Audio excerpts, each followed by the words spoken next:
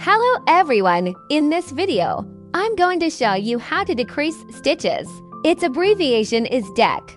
By using a decrease, we can make the next to crochet stitches into one stitch. We have two methods to decrease stitches in crochet. The first method. Insert hook into next stitch hole. Yarn over, grab the yarn and pull through. Now we have two loops on hook. Insert hook into next stitch hole. Yarn over and pull through. Now we have 3 loops on hook. Yarn over again, pull through the 3 loops at once.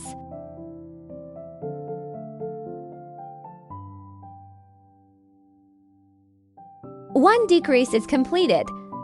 We can see that the 2 stitches here have been decreased to 1 stitch. Now I'll show you the second method.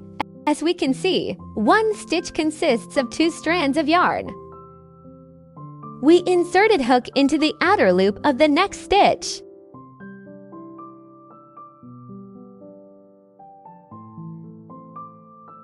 Next, inserted hook into the outer loop of the next stitch again.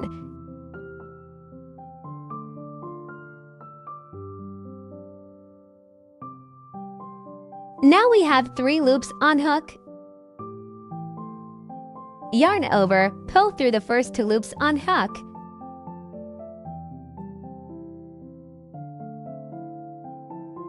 Yarn over again. Pull through the last 2 loops at once, the decrease completed.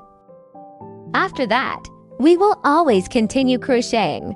But how do we find the correct next stitch? It's right here. The stitch with 2 strands of yarn is our next stitch. Okay, we can move on to make 1 single crochet.